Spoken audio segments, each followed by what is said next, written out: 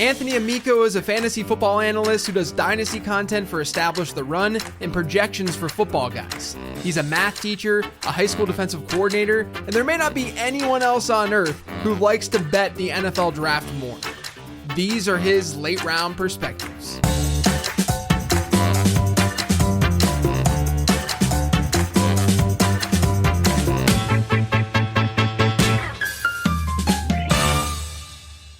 This episode is sponsored by Underdog Fantasy. I know a lot of you guys already play over there, but if you don't, you definitely have to check out their best ball drafts. You draft a team, which is honestly the best part of fantasy football, and then that's it. There's no trading, no waiver wire, no lineup setting. Your roster is optimized each week based on player performance. I'm going to be doing a lot of content on best ball this season, so make sure you're signed up and ready to draft for when that content drops. Just head to UnderdogFantasy.com or download the Underdog Fantasy app. And when you sign up, make sure you use promo code LATEROUND to get a deposit match up to $100. That's promo code LATEROUND. Now back to the show. We DM and stuff a little bit sometimes about prospects, but it's nice to see you in the flesh and talk this out. Yeah, man. Yeah. Are you, I know that you love betting the draft probably more than anyone else that I see on Twitter. Are you in a phase, because you do it more than I do, are you in a phase where like the things that you're hearing, are you reacting to it strongly, or do you think that we're still in a noise phase? We're recording this on Tuesday for anyone listening. We're recording this on Tuesday, so we still have 48 hours until, a little over 48 hours until the draft. Yeah, I think this is where some of that smoke starts to become fire. Like I think it's a little more legit the week of the draft, so I'm definitely paying attention. And I mean, most of the positions are in, so we're we're hoping for confirmation bias and then hoping to react on anything that maybe doesn't go our way. Yeah. It feels like the whole draft is like coming down to like how teams view JJ McCarthy. Like at the end of the day. Is that right? Like do you like or do you think that he's going to jump like a Drake May or Jaden Daniels somehow? I mean, I still think he could go too. Like I feel like, I don't know, like a 21-year-old guy with like good advanced numbers and like won a national championship. Like, is he really going to be out of it? Like, I don't know. Like, so that's, I feel weird about that too. I know that we're not really, I sent Anthony a show sheet and everything, and we'll get to all that kind of stuff. But like the McCarthy thing is strange to me because it doesn't feel like he has that bad of a profile. Like I think that there's like this contingent that just assumes that he's terrible because they didn't throw the ball that much. But if you think about like what a front office would want, he has like the raw skills, like the physical, the physique, the build, the age is on his side. And I guarantee you the dude interviews well, right? Like he's like a football guy. So is that sort of like the perspective that you're coming from with the potential of JJ McCarthy going top 2 or top 3? Yeah, it's just like a super easy sell. I mean, this is like a guy, like the report came out like last week that he was like calling recruits and being like, you know, if you want to party, don't come to Michigan because we're trying to win the title. And I'm like, how do you not love that? You know, like. Right. Yeah. Like as a football guy, I mean, as like a normal human being, like, okay, that's different. But as like a football guy running a football team, that's exactly what you want to hear, is that kind of thing. Right. Definitely. Anyway, so like you said, you and I, we've DM'd like a lot through the years, especially like early on in my prospect model building and stuff like that. You were kind of doing the same sort of things and messing around with numbers and stuff like that. And like you were someone that I would go to a lot and seeing if you tested this, if you looked at this. And I remember like, this is going to date ourselves a little bit because like it's a well-known metric at this point, but like yards per team pass attempt, like that was one of the big aha moments for me with wide receiver evaluation. That was something that you had introduced me to. And I remember talking about it on the show a little bit. This is probably in like 2019, but I'm curious, you know, if anything's changed on your end with your prospecting, the way that you handle all that, and let everyone else know sort of how you go about the scouting process. Yeah, for me, I try to get a little bit of everything. I mean, I certainly don't consider myself a scout. I mean, I guess I'm not really like my degree is in math, but I'm not like, you know, I'm a teacher. It's not like my day to day. I'm crunching numbers all day, but like I try to get a little bit of everything. So, you know, I am looking at the numbers, some of the stuff that you talk about, you know, on your written work and on this show. And, you know, I still want to watch a little bit, and it's not like I'm not expecting to see something and be like, oh, he's the guy. Like he's the, but I just want to have a good sense of like where players win and kind of how they're used. And it's honestly great because I feel like sources like PFF and other places like SIS, like they've charted a lot of this stuff now too. So you can kind of look at it from that angle. So it's really, really helpful, I think, to kind of get everything, especially I think this year with the quarterbacks, like, pressure to sack has been like a big deal. Like we didn't even have that like 10 years ago. Right. So I like to get kind of a full view there. And then I'm really trying to push everything through right now. What I'm using are like comp models. So I'm not really as much trying to get like a number that just says like player good, player bad. Sure. I want more to see like a range of outcomes where it's like, okay, like without even paying attention to the success, like within the model itself, what players would we tag this player with? And then we can kind of use our own, like, I guess, our own insight on like how do those players turn out? What does that tell me? How does that inform me about this player's range of outcomes? So I'm trying to get as full a picture as I can. And then, at the end of the day, obviously we need to see where these players get drafted and, take from there. You're not giving yourself enough credit. You're aren't you a defensive coordinator? Yeah. Like football, like ball. This isn't like I'm this math teacher that only looks at numbers. Like ball, Amico. Like this isn't like a situation where you're just crunching numbers all day long. Like I think having that combination, having that knowledge has helped you throughout the years, with this stuff for sure. Do you have any obvious like blind spots with your process and the way that you do things, do you think?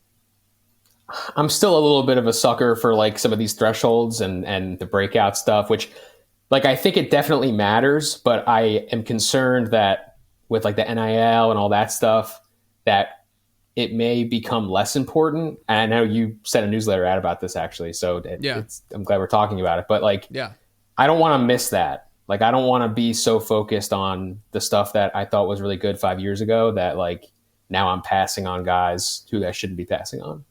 Yeah, I think that's a really good call out. And like you said, I sent out that newsletter, talked about how early declare status is becoming rarer in general. We're just not seeing it. And I focused on wide receiver because I think age adjusted stuff is just more important at wide receiver and more interesting at wide receiver. But yeah, I mean, like we're seeing it this year. All of the early declare wide receivers this year are going to go, I mean, they could go in the top 50, all of them, right? Like we're not going to see the Stephon Diggs, the Amon-Ra St. Brown, the Gabe Davises of the world who went day 3 with the early declare status. And I think a lot of that has to do with, like you said, the NIL stuff with the name, image, and likeness. These guys kind of having reason to stay in school and to continue to make money and then hopefully also improve their draft stock all while doing so. I think the low key thing though, man, that's like not been brought up enough. I've tried to bring it up on Twitter and like random comments and stuff like that. And I wrote about it in the newsletter as well. But, and I would love to hear your thoughts, like transferring, right? Like we have, I keep going back to Jaden Reed as the example just because he's easy, but like Reed goes from Western Michigan, takes a year off because he transfers to Michigan State. And back then you had to take that year and now you don't have to take that year. And so when a player, like put yourself in their shoes, right? Like when a player is sitting there contemplating whether or not to declare early for the NFL draft, their out is not just, I could stay here and maybe make $100,000 playing ball while also trying to improve my draft stock. Now it's like, I could just go to another school, maybe perform better, and then obviously improve my draft stock doing that, but I'm continuing to play. I'm not taking a year off. Do you think that also could end up sort of changing the formula a little bit of what these age-adjusted production profiles look like? Yeah, definitely. And the part of that too is that now we're seeing the guys transfer even before like they could possibly declare. I mean, there's guys like that in this class, obviously, where it's like didn't produce at all or couldn't get on the field. And then now all of a sudden they go somewhere where there's targets available. And now all of a sudden they have a breakout or they're productive. And it's kind of like, well, what do you make of that? You have to kind of like evaluate where they're coming from and where they went to. And there's a lot of context that I think we have to really be cognizant of with this stuff now. And, we've always, I think, thought about it. We've always thought about things like, teammate quality and all that stuff. But we're just seeing like way, way more packed and again, we'll stick with receiver, but just like packed receiver rooms where players are leaving. And it's kind of hard to suss out what that means sometimes. Yeah, it's ridiculous. I was writing up the profiles this year for the prospect guide, and it's like literally half the players that I wrote up transferred at one point in their collegiate career. Like Roma Dunze is basically, the Washington guys are like rarities, or at least Roma Dunze was. But yeah, I mean it's crazy just to see how the landscape's changed, and I do think that we can't be too dramatic in shifting the way that we look at age-adjusted production, in my opinion, right? Like, at the end of the day, someone breaking out as a sophomore is going to be the same as it was 15, 20 years ago. But I do think that we need to be a little bit more open-minded about 5-year guys coming out, 4-year guys coming out, and, basically weighing those later seasons properly, which is why I was excited. Like, I didn't even do this on purpose, but the breakout score metric that I created this offseason like really aligns with that, because it doesn't necessarily ding a player like Xavier Legette the same way that it might ding him in another sort of model, like breakout age type model, where it's like, oh, the dude, is 23 whenever he finally got his breakout. But if it was a strong enough breakout, like if he really did what he did, his final year, then it doesn't matter as much because it was just that good. You've also done a lot of work through the years. I talked about this at the top in predicting just how the draft might unfold, which is why I wanted to do this perspectives episode a little bit earlier in the week so that people could listen to it, before round one. Do you have any tips for listeners on sort of what to pay attention to and what to just kind of ignore as noise as we approach the draft? Yeah, I mean, I think you have to like really limit what you listen to because there's just so much out there. So I'm focused on like, I've been calling them like the one seeds this cycle, but like Albert Breer, Daniel Jeremiah, Charlie Campbell, Todd McShay. Like, if it doesn't come from one of those 4 people, I'm not really trying to give it as much attention. And if it does come from one of those 4 people, I'm trying to pay attention a little more. And I think just in general, like the last couple years, information has been really, really difficult to come by in terms of like who's going to go where and stuff like that, because the league knows like, people are gambling on this thing, and like we don't want to have a lack of integrity. And also like, this is our show, like how fun is it when you show up and you already know like what the first few picks are going to be. So I think that there's a little bit of mystery there just off the top. And then like, if you're looking at players that aren't going to go on Thursday, the Beast from Dane Brugler is like an amazing resource. And, Jeremiah has his top 150. So it's good to kind of see like, like we'll talk about later in the show, like Johnny Wilson's a guy that I love, but I can only put him so high because it doesn't really seem like anybody else likes him. Like I don't know where he's going to get drafted. Right. Are you then, do you find yourself like when you are looking at bets with the draft, are you looking at more day one stuff? Is that the stuff where you feel most comfortable with, or are you using your intuition a little bit and you're able to say, yeah, I know this guy, I know the markets are softer with day 2, day 3, because people just aren't paying attention to those players as much. Yeah. It's like 95% day one, because that's what most of what's available is. And then you can get like Troy Franklin has like an over under, because, but like, I don't even know how to play that, because I'm just like, as little certainty as there is on day 1, there's even less on day 2. So I'm kind of like, it's hard to play those things with a lot of certainty. Yeah. All right, let's look at how you're ranking guys right now. I sent you this DM. I was like, I know that I'm going off your rankings with this, and I hate rankings with a passion, just because I don't think they give you enough detail. But fortunately, we can at least like have the conversation about the detail. You know what I mean? So I want to ask you, you currently have Drake Maye ahead of Jaden Daniels in your Superflex rankings, I guess in regular single quarterback rankings too. The consensus has that flipped. I have Daniels ahead of Maye as well. So I'm really, really curious to hear your why you have Maye, ahead of Daniels, what it is about Maye that you like.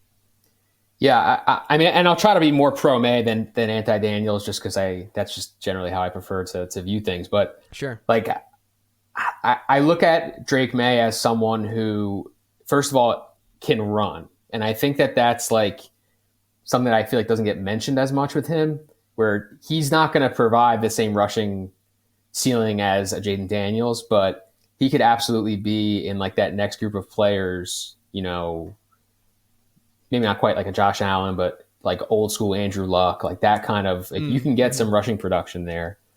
But he's also super young. And I think that the age stuff does kind of matter a little bit at quarterback. I mean, if you look at like the 5-year guys, and again, like we said at the top of the show, there's going to be more of those guys coming. I mean, there's like 3 in this class alone. But really the only one that's like done really, really well is Joe Burrow.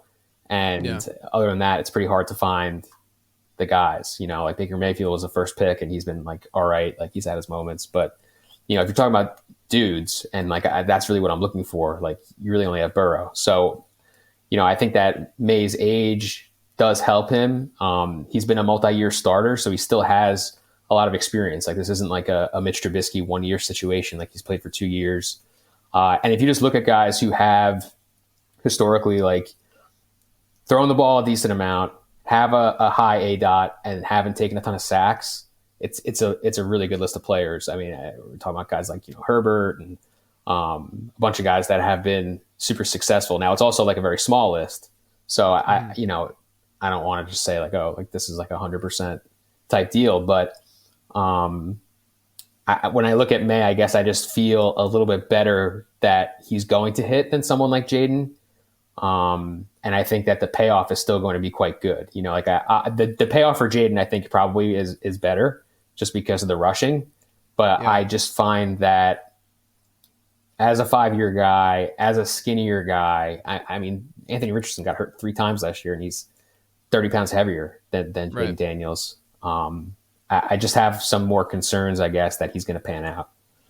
Yeah, not only that, but Daniels is not nearly as good as like a Lamar Jackson at not taking hits. He's more like an RG3. That's what Matt Waldman had talked about on Perspectives too, is that he's more like that RG3 type, and that's a little bit frightening as well, you know, with a smaller frame. Let me ask you this. Do you care if Drake Maye goes to New England and Daniels goes to Washington, which I think we would probably objectively say at this moment, you know, New England could do something crazy in the draft or like trade for someone, what have you. But situationally, I think we'd say that Jaden Daniels would be in the better situation. Would that sway you at all in putting Daniels ahead of Maye? No, I don't think that those landing spots are going to matter to me that much. I think the Minnesota spot matters a lot. Yeah. Like if the draft gets weird and it's like, you know, Caleb, McCarthy, Maye, and then all of a sudden Minnesota trades up for Daniels, then I'm like, okay, you know, like that's just like so far and away the best spot to me between the receivers and the coaching and the dome, you know, like it's just, then I would definitely make a change there. Well, then let's say this. So we talked about McCarthy already to open up the show. Let's say that McCarthy goes to Minnesota, which actually, you know, he's the favorite. Like that's the favorite team for him right now. So let's say McCarthy goes to Minnesota. Is McCarthy your QB2 in this class? Well, to pull the curtain back a little bit, I mean, Leone, we have him 6th, and Leone is already trying to get me to move him down. So I don't think I'm going to be able to get him much higher. But yeah, I mean, I think at least like from a tiering perspective, like if I'm looking at rookie drafts now, at least and I know majority of people are drafting after, but I think most people are viewing it as like, you know, those top 3 quarterbacks, obviously the receivers, Bowers, and then McCarthy.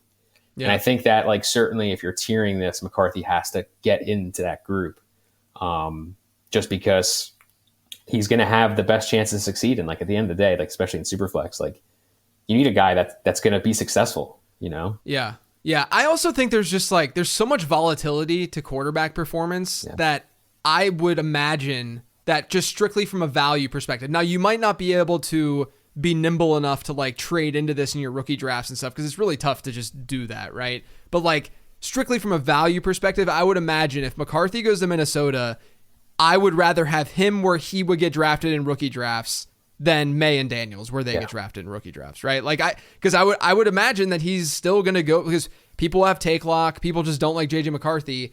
I've said all along, I think that he's amazing because of his first name and the eliteness of the first name. And so, look, if I can get a JJ on my squad, I'm going to get a JJ on my squad. Of course. But like, if he gets drafted in a super flex format, and let's say even a single tight or a non-tight end premium format, if he's getting drafted behind a Brock Bowers in that environment, like to me, you know, obviously tight end premium maybe a little bit of a different beast, but to me, in that case, it just seems like McCarthy would be a smash. And I think that that would end up happening probably a lot and pretty frequently because people just don't like JJ McCarthy. So to me, the big thing with McCarthy as like that pivot I know we talked about earlier, but like if it's Minnesota, man, I really think that he could end up just being like a massive, massive value in these rookie drafts. Can you trade into that? That's a different story, but I do think at the end of the day, he could be a nice value there. Yeah, I agree. I mean, he's getting the Zach Wilson treatment, where it's just kind of like, we don't like this guy, so we're going to push him down. And like, obviously, that kind of proved to be right. But I just think that you can't do that every time and expect it to go the way you want. Right. And look, McCarthy might not even go in the top 10. We have no idea right now. But, if that does happen, that means that a team bought into the talent. He's walking into a situation where we've seen guys thrive in that system and be very, very effective. And then he obviously has some of the best weapons in the league if he were to go there. So I think that we have to take all of that into consideration. Let's move on to wide receiver. A lot of people have a big 3. Some people have a big 2. I personally have a big 2, but sort of like a 1B. Like if they're 1As, Odunze's kind of a 1B, but I still don't have him in that tier. How are you looking at the big 3 of Marvin Harrison Jr., Malik Neighbors, and Rome Odunze? Is Odunze part of that tier for you? It's kind of tough because, like you're saying, there's really nothing that I could think of that would make me want to take him ahead of Marvin Harrison or Malik Neighbors. Mm-hmm. But I also think he's like clearly better than the next group. So, I think a 1B, as you described it, is probably best. Like, I mean, Marvin Harrison, my gosh, like, is there ever been like more of a, we feel really good about this wide receiver? Like a clean profile. Just all the way around. Like, and that's even before you get to the fact that like his dad's a Hall of Famer. You know what I mean? Like just like all like the production and all age adjusted stuff is really good with him. So I have a hard time kind of putting anybody ahead of him. I know that Neighbors for some teams is the first receiver, and he's extremely explosive. I think you could argue that maybe his ceiling is a little bit higher.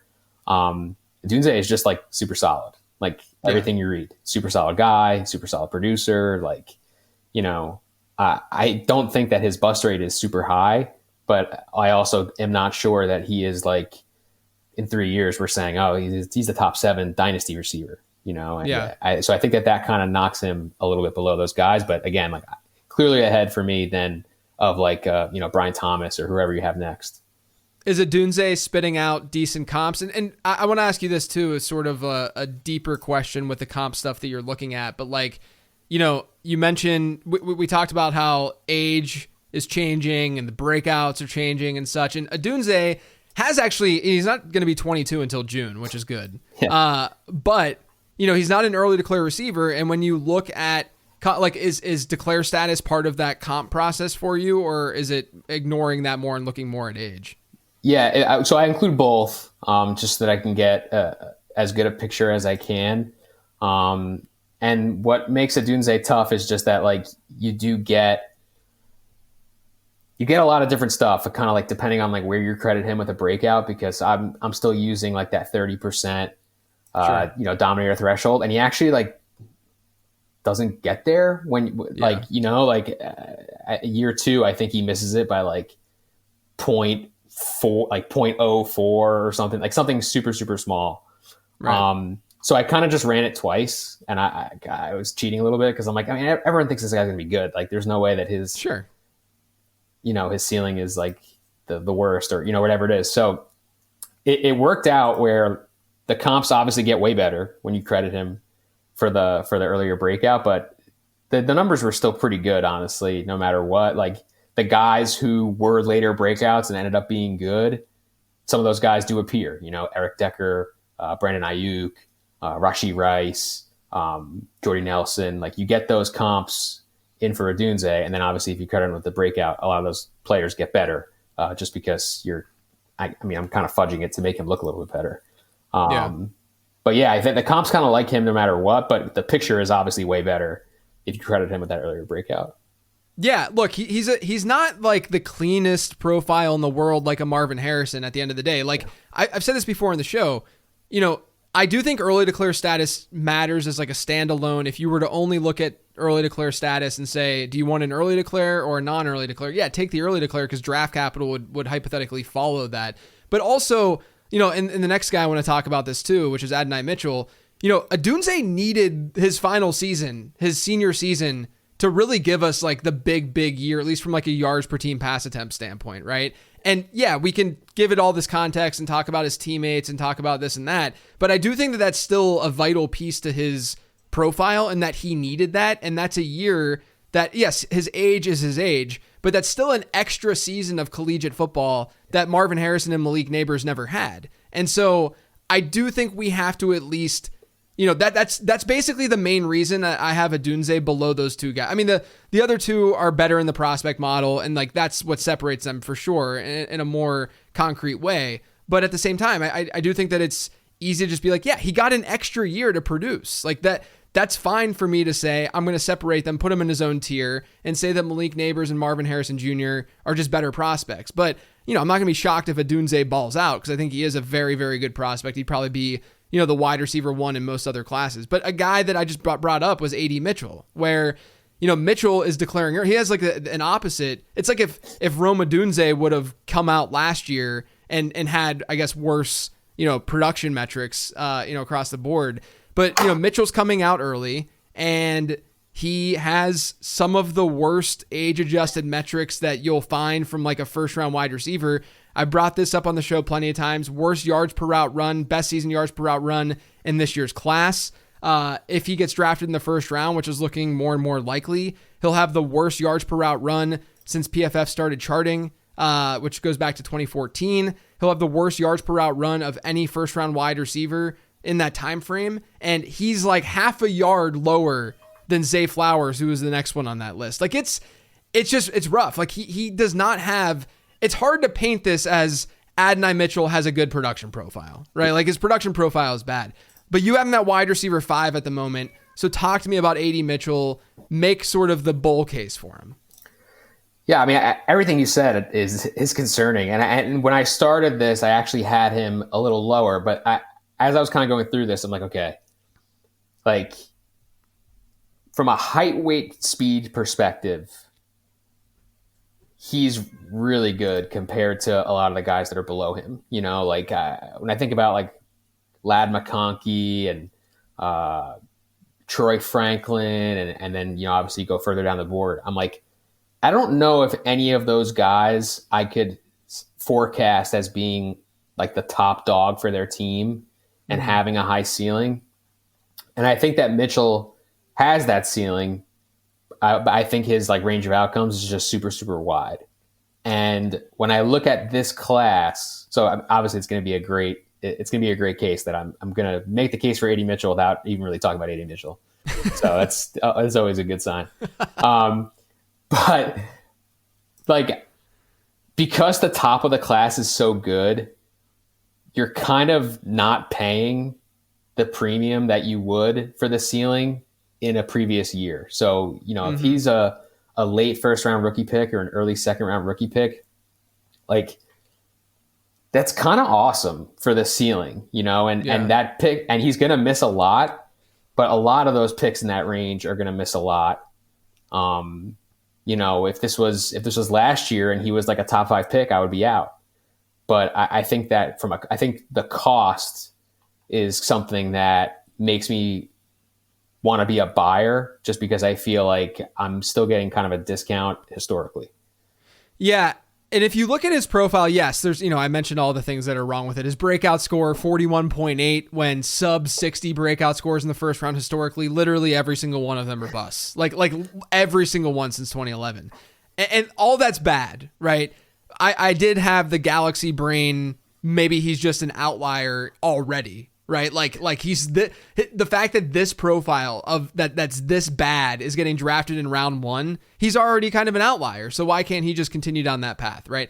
But I'll take a step back a little bit, and to your point about this class in general, you get past A.D. Mitchell. I like Xavier Worthy a lot. Like I'm probably, let's say if Worthy goes late first, like to me, he'll be locked in after like a Brian Thomas, in my opinion. But then, A.D. Mitchell after a Xavier Worthy, where Worthy has, Worthy still has some concerning marks to his profile. Don't get me wrong. Like there's, his production didn't get any better after his freshman year. That's somewhat of a red flag. Obviously there's some size concerns, but after you get Worthy, let's just give him the benefit of the doubt. You get to a group of players, like you said, where there's just a lot of question marks. Like this isn't like we're sitting here and talking about flawless prospect after flawless prospect where, Troy Franklin, didn't have much competition where he was playing. And he's also probably not like a true X number one kind of prototypical wide receiver. He's probably not going to play that role and maybe not command a high target share as a result of that. To me, he's like a Jameson Williams type, right? And then, Lad McConkey, to your point, like, is he going to be that dude, at the NFL level, or is he going to be more of a compliment? And I think throughout the second round, you're littered with a lot of these like complementary, really good players who could be wide receiver twos in fantasy, but do they truly have that ceiling of being a wide receiver one? And then I have that on one side, and then the other side, I'm always like, we're really bad at projecting floor and ceiling. Like we're really so I'm like going back and forth. But I think because of all that, I'm going to rely on the model a lot and know that AD Mitchell going in the first round matters to a large degree. Like that's a big deal if he gets first round draft capital. And to me, this is why I have a prospect model. It's to guide me. It's to say, okay, yes, he has these concerning marks, but how much should we weigh these things? Like how big of a deal, is this when in conjunction with draft capital, especially against other players in the draft? Because look, at the end of the day, Lad McConkey's breakout score sucks too, because he didn't run enough routes at Georgia. So I do think Mitchell's going to be really interesting. And the one thing that I'd love to hear what you think about this. We live in this fantasy football world where a lot of the drafts that we'll have, a lot of these rookie drafts are going to, whether you're in drafts with people who aren't analysts or are analysts, like you and I play in dynasty leagues together and such, and we're in a lot of like analyst leagues and such, where we know people are going to be pretty analytically minded. And so it wouldn't shock me if AD Mitchell falls in some of those drafts just because they know the production profile is not there. But then even like a home league rookie draft, they're going to get advice from analysts who are thinking numbers driven. And if that's the case, then AD Mitchell may fall a little bit in some of those drafts. I'm not saying all. There's probably going to be a Mitchell truther in most of these drafts, but there's going to be some where he falls. Do you agree with that? That like, that's where we can get some exposure to the guy? Yeah, definitely. Definitely. I mean, this is kind of like the George Pickens, the Christian Watson. Like I feel like those guys a couple of years ago, it was easy to look at them and say no. And I mean, I guess we'll see with Watson. I think Pickens is probably pretty good, but like, there's opportunities. Like just because someone has red flags or someone has a reason where you wouldn't draft them doesn't mean that you should just never draft them at all. Right. It's all about what the cost is, right? And like what the market is really saying about these guys. One of the more aggressive rankings that I saw throughout your list was Johnny Wilson, who you mentioned. He was slotted in at wide receiver 7, which is, dude, I'll tell you what, I do this prospect guide. I launch it at the beginning of March.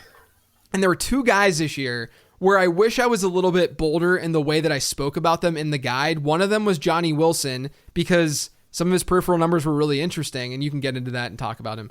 And then the other one was Tyrone Tracy, who, is that like hybrid, came from, played wide receiver, went to running back because he comped to Tony Pollard in the model.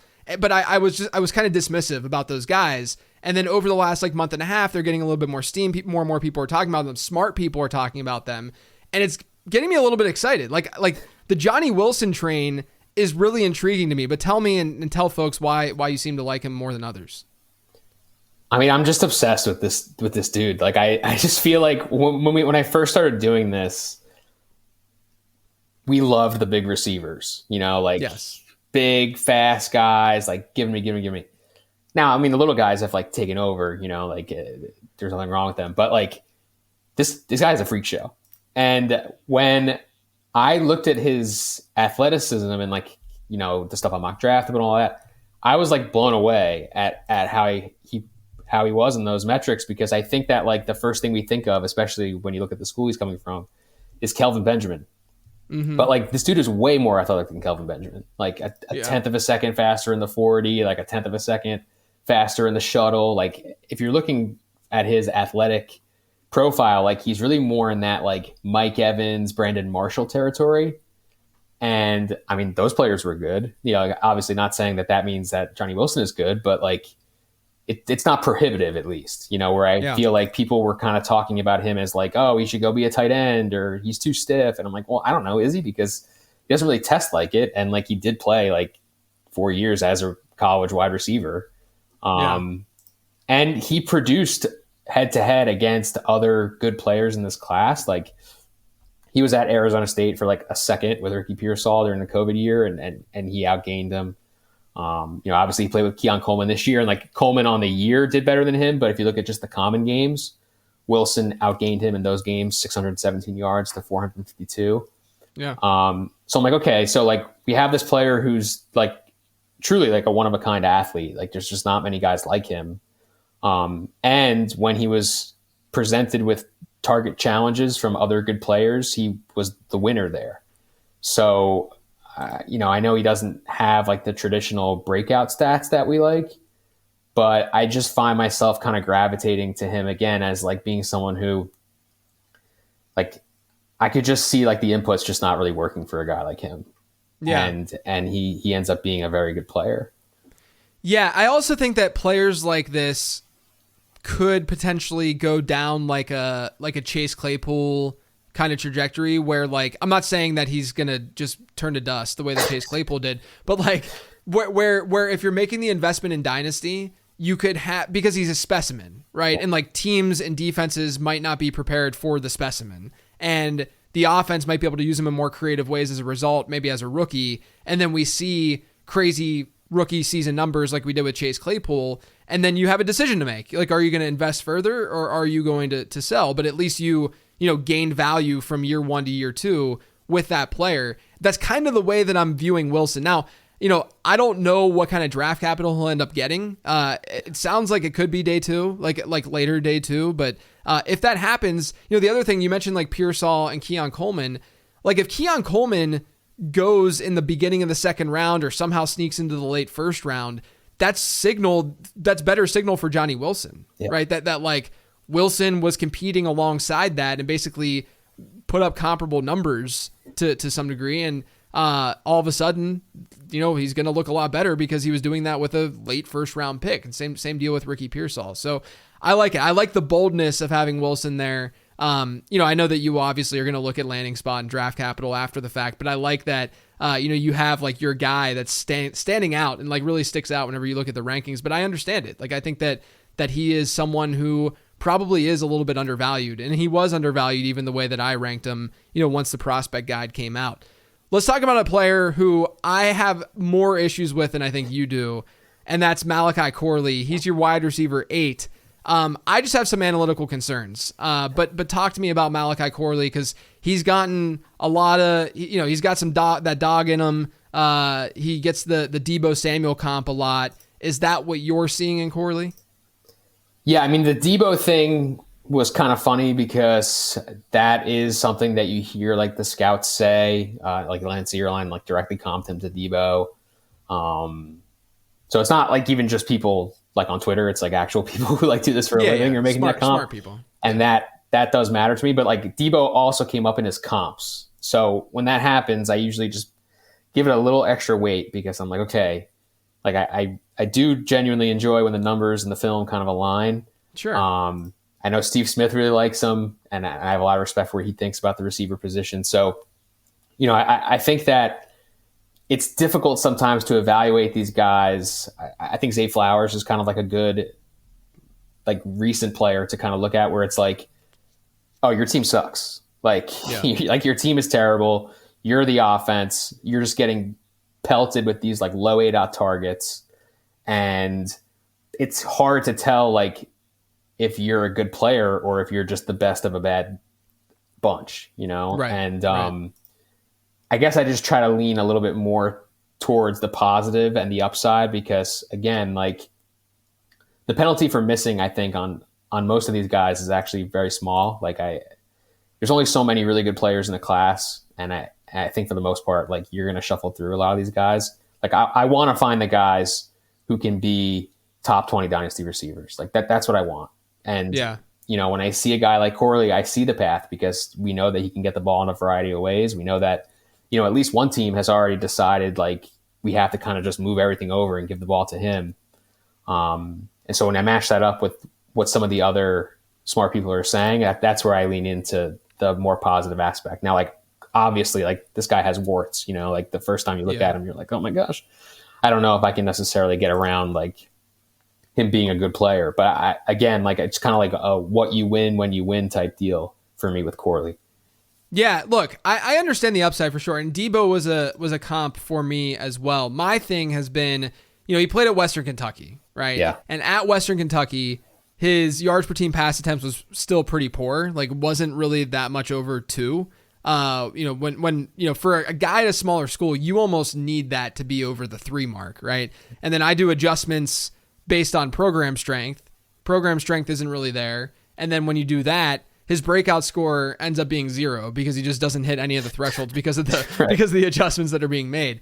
And so, but I totally get what you're saying, where investment wise, there's not that, like, yeah, he's a volatile investment, but if you're going to spend a mid-second probably in Superflex on him to late second, if he goes in the second round or third round, day 2 pick, that's not that significant of an investment to like take a chance and see, if a team can use him creatively. I think he's one of those players though, where he needs to find that spot. Like one of the I think, like, you might have thrown this comp out too, that he could be like a Rashee Rice type, right? Where you have like this yak monster guy that can catch the ball really close to the line of scrimmage, which is exactly what he did at Western Kentucky. Like, he got peppered with targets behind the line of scrimmage, screens, et cetera, et cetera. And look, that doesn't tell us that he can't do the other things. I think it just tells us that we don't know fully, right? Yeah. The thing with Rashee Rice, I don't know if Rice has the rookie season that he has outside of Kansas City. Yeah. Right. Like super fair. I mean, right. Like I don't know if Rashee Rice is Rashee Rice on the field, of course, outside of that environment where Kansas City gave him those low A dot looks, a lot of screens, a lot of those easy catches, let him do his work after the catch. If Corley can find a spot like that where he can get peppered, yeah, I see it totally, because he is great at breaking tackles. He is great at playing that kind of role. I think my hesitation is I want to see where the landing spot is, because I don't know if I have confidence in enough teams out there to be able to do that properly and efficiently and effectively, if that makes sense. All right, let's move on to Ladd McConkey. So Ladd McConkey, he's a bit lower in your rankings than most. Yeah. Is that because he's a 4-year guy, didn't really see breakout? Like what is it about McConkey that you're not that into? Yes. I mean, it's just like all of it. Like I just, the Georgia guys are like tough enough as it is to me, like they really don't produce, especially with Bowers there, who just takes so much work. It's like evaluating these guys, I think, becomes really difficult. And then the fact that he is an older player, he's a smaller player. And he's someone who's already had an injury history. Like he was pretty much hurt like all of 2022, but played through it. And then last year he missed, I want to say 5 games with an injury. Like, is that going to be an issue too? Like where he's just dinged up all the time? Like it just, he's a guy where the numbers aren't going to like him for the reasons that we kind of stated in terms of the age and all that. But like the difference between him and like an A.D. Mitchell or, one of those guys we've already talked about is just that, like, I just don't see the ceiling. Like, I'm not sure what I'm getting here. Like, am I getting Doug Baldwin? Because if I'm getting Doug Baldwin, I kind of need Russell Wilson, So I worry about this, I mean, he was a pure red shirt in 2020, like didn't even see the field at all. And the guys who did get on the field, Jermaine Burton, Kearis Jackson, George Pickens, like, I'm not sure how good those guys are, like, I don't know how good Jermaine Burton is. Right. So there's just too much going on there where I'd rather just stay away because I'm not sure what I'm getting if he is good. And I'm not really, it's hard to quantify if he even will be. Yeah, I think there's just like this massive tier of players after, again, like for me, it's the Worthy mark, it could be the AD Mitchell mark, depending on his draft capital. But like, there's all of these guys like a Troy Franklin, who I think I'd probably prefer Franklin over McConkey just because there's a better baseline for production there. But like, McConkey, the one thing that's bringing me in is the yards per route run, is that he has the 6th best in the class among combine invites. And that includes guys who went to small schools where they should have, higher yards per route run rates just because the competition's inferior. And it plays into like Georgia's game script, McConkey might not being 100%, all that kind of stuff, and him running the 5th most routes on Georgia this past year. And so you can at least like tell yourself somewhat of a story. But I think I generally agree where like there's this massive tier, and I'd rather be drafting at the bottom of that tier, to extract as much value as possible, as opposed to spending a late first on McConkey when I could get player X, in the mid-second, who probably has a similar range of outcomes, like from a fantasy perspective. So I totally feel you and understand that concern. Let's move on to running back. You have a pretty interesting RB1 tier, it seems like, that was formed of Jalen Wright, Blake Corum, and Jonathan Brooks, when a lot of people would place Trey Benson in there. Do you have any issues with Benson's profile? What separates sort of the other 3 guys more and above Benson? Yeah, I think the thing that keeps Benson out for me, I guess it's a couple things. Like, first, he had a super, super major injury like early in his college career. Yeah. So we just haven't seen a lot of him. And I think that kind of paints the picture for me in a way where I'm like, well, I just feel very uncertain, He was not a workhorse. So it's not like, in the case of Brooks, he did not play a lot. Like, he is not a high usage player for the majority of his career, but like in his last year, he was. Right. And Benson wasn't. So there's just not really a lot of guys like him. Now, he is bigger, like he's over 215 pounds. He ran the sub 4.40. That's like generally a pretty good group. So there's reasons to like him. The durability stuff and the draft position where like, I think for this class as a whole, like majority of these guys are going to be round 3 and later. So How much work are you really guaranteed to get? And when I can't really rely on you to be like a huge volume player, I really need you to be a home run hitter. And I'm not positive that he's that either on as consistent a basis as like Jalen Wright. Because I thought Jalen Wright, like, again, was another guy who's not a workhorse, but I thought that the explosive stuff was way better. Yeah. So that's why I have him higher. And then Corum and Brooks for me are just guys who like they could be workhorses. Like Blake Corum without the injury at the end of 2022, I think would be like considered way better, and like obviously would just look a lot better. Like his draft position would probably be projected to be higher, all that stuff, because I think he's awesome. Yeah. But it's just a matter of like, are we going to get that Blake Corum again, or are we going to get what we had last year at Michigan, where clearly he was kind of like missing that last year and missing kind of what he had the year before. So I'm kind of playing for the ceiling here. Benson I just feel like Benson's going to be like a part-time guy who doesn't score touchdowns and doesn't do, there's just so many ways for him to not really be a productive NFL back, where I'm like, okay, like I just want to take a little bit of a stand here and put him a little bit lower than that group of guys that you mentioned. I like the point that you made about these guys likely, like, chances are, when do you think the first running back is going to get drafted? Let's start there. Like, what if you were to say, you can even say by round. You don't say like by pick or anything like that. But do you think the first running back goes off the board in round 3? Like, I think like late second round to Dallas is like the first chance that you're going to get, and that's because they have like a glaring need. Right. And I would agree. Like, I think that's like the spot. Like, if one of these guys goes there, I think that, combining draft capital, combining all that, then we're like, okay, he's the RB1 in this class. But I think from that perspective, though, like, let's say that all these guys go in round 3 or later, then it's sort of like a choose your own adventure, in my opinion, of like what you like prospecting and what you like out of a running back. Because once you get to that point in time, especially like late 3rd into day 3, there's not that big of a difference in ability and in fantasy production out of those players. Like, round 2 is the sweet spot. Like, you want these guys, if they're really going to be difference makers, to go in round 2, and then you start to see this drop off. And so if that's the case, if you believe that, then you can really go by who you just feel is most talented, as opposed to really weighing draft capital heavily. Obviously, I have my model that's going to help me like figure that stuff out, but I'm saying anyone out there who's just sort of like trying to figure out who you should be drafting, don't weigh draft. Like, just because the guy's an RB1 in his class does not mean that he will automatically be good. If he's getting like, or the RB2 in his class who's getting, round 3 or late round 3 capital. I think it's really, really important to make that point.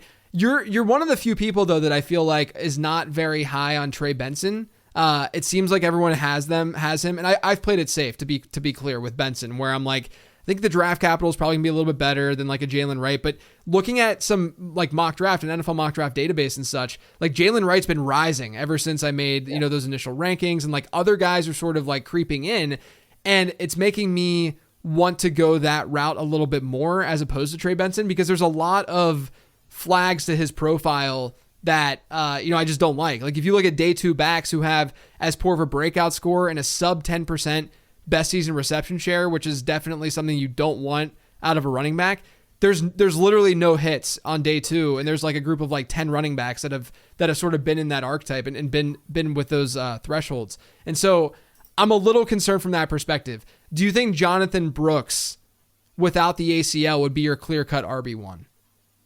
Maybe. I don't know. I go back and forth on this with Leone all the time, because that's where he comes from, that perspective where he's like, if he wasn't injured, what would you think of him? And I guess like I would have him higher, just because if he didn't have the ACL, I just feel way better about him being a round 2 guy instead of the potential that he falls into round 3.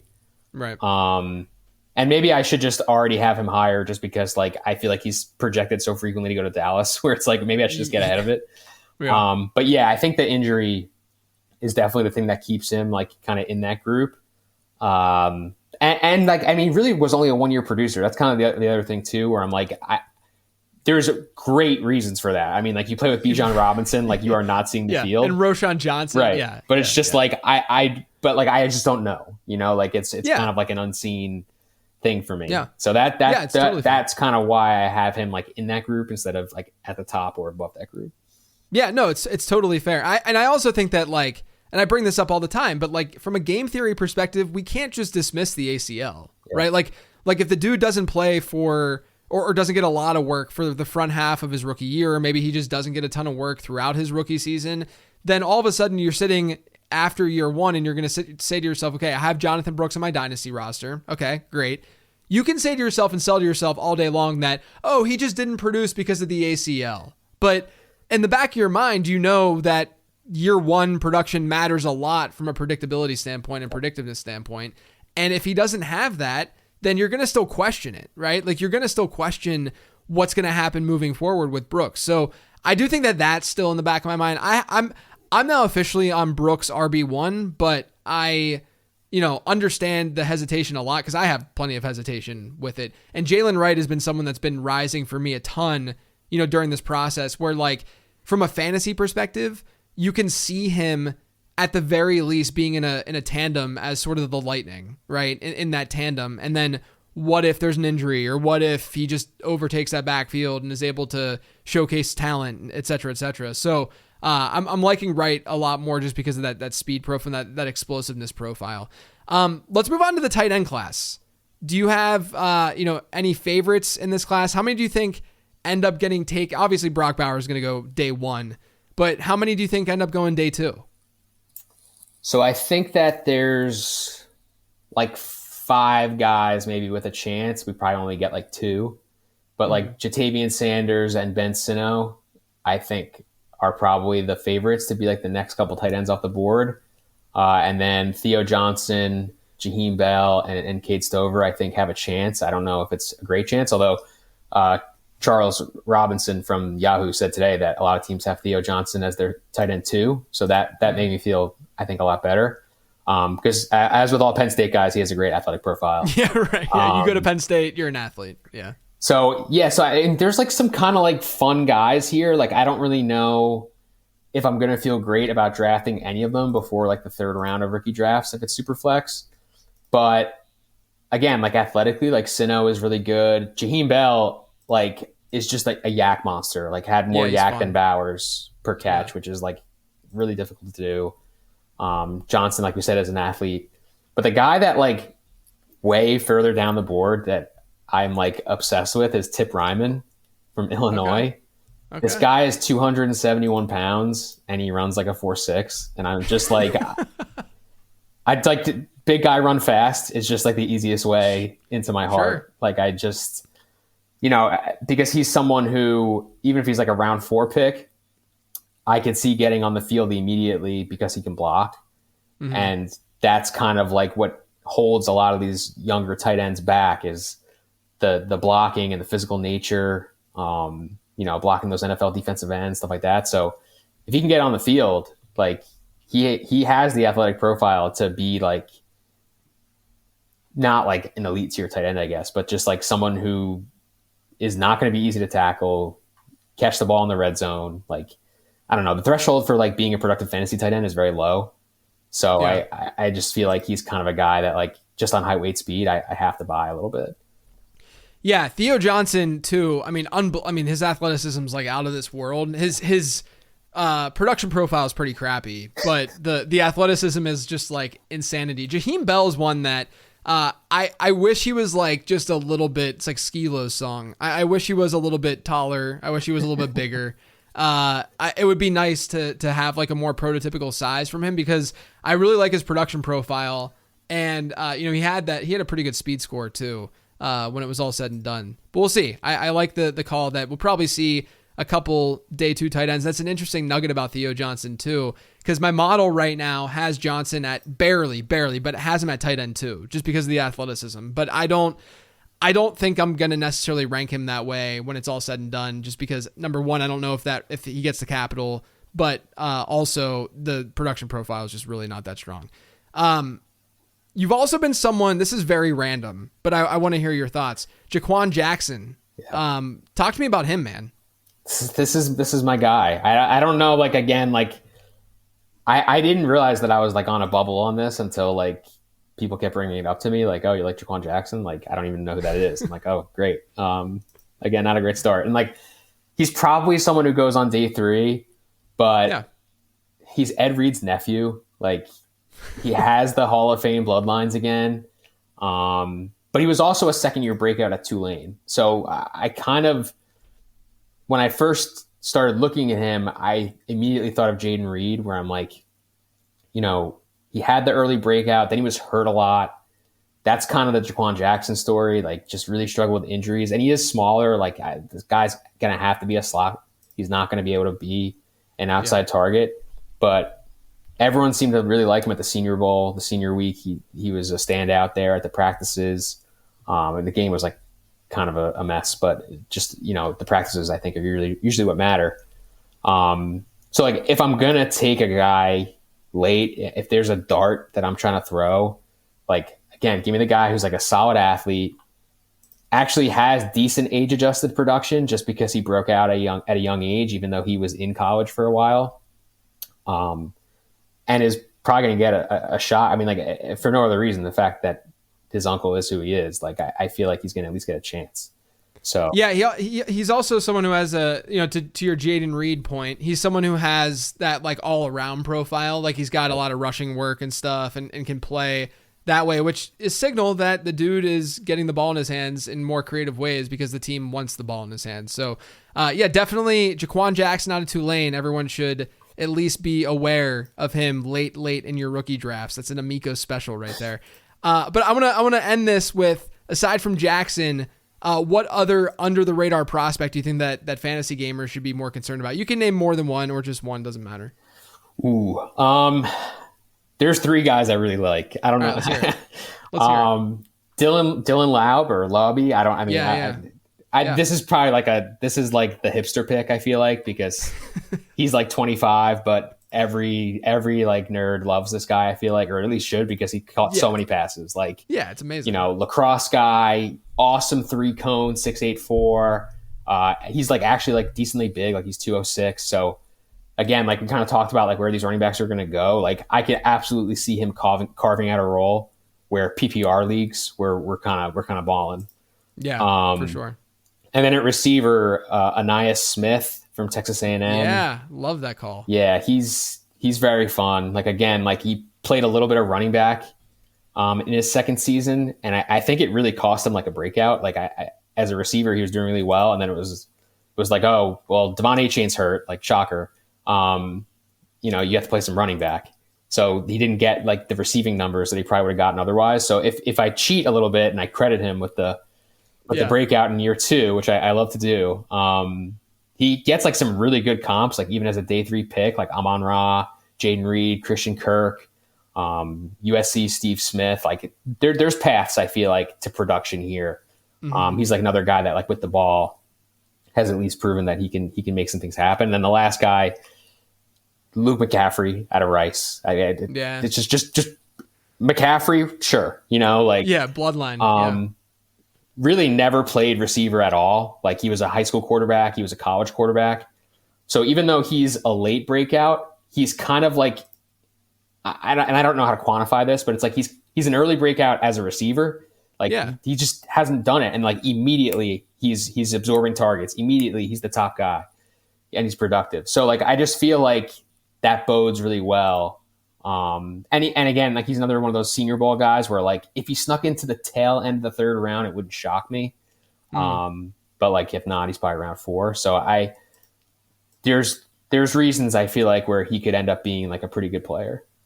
Yeah, I like the McCaffrey call out. Like you said, he plays quarterback and then doesn't play that much wide receiver. But when he played wide out, he actually didn't have terrible numbers. The Ainias Smith one, love that as well. Curtis Samuel was the top comp for me for him. That sort of hybrid kind of player that can do it all. But I obviously he's playing wide receiver at the NFL level. He's also a Matt Waldman special, is Ainias Smith. So that's a good combo of sort of analytics and film. And then Dylan Laube, look, the dude has the highest best season reception share in my database. So yeah, I'm a sucker. I'm a sucker for pass catching backs, man. I'm gonna get him an all. My only thing is that he is such a hipster pick that he's gonna be like a early 3rd rounder in super, and like, you can't do that if he's gonna be like a 7th round pick or something. I was snooping on Kareem's rankings like a couple weeks ago, and he had him so high. I'm like, crap, I'm not gonna get him. Right. Exactly. It's like we're not going to be able to get like round 5 Dylan Laube in our rookie drafts, which sucks. But Amico, man, it was great to talk to you. Why don't you let everyone know where they can find you? Yeah, you can find me on Twitter at Amicsta, and we got all the dynasty stuff going on at ETR. So check that out. Obviously, we'll update everything after the draft, and I think it's gonna be a lot of fun, man. This is a great year for rookie drafts. Great year to have multiple picks, so it's gonna be a great time. Yeah, I agree. It's going to be one of those years where it's going to, you get to really choose the guys that, your process leads you to, as opposed to just kind of letting draft capital take the wheel and just being like, well, I got to take this guy because he's a 1st round pick versus a 3rd round pick. I think it's going to be a really, really interesting time. As always, though, you guys can follow me on Twitter at LateRoundQB. Check out the Late Round Prospect Guide over on lateround.com. I will have the updated guide out for you guys on Saturday night. I promise you, when the draft is over, just give me a little bit of time to fully update things. I'll be updating as the draft goes on, but to fully update things, you will have it in your hands on Saturday night, because I know that you guys are going to be doing your rookie drafts almost immediately after. But this is the last you'll hear my voice until next week, so everyone enjoy the draft. Amico, you enjoy the draft as well. I know it's going to be a stressful, tilting, and entertaining time. But otherwise, everyone, thank you for tuning in.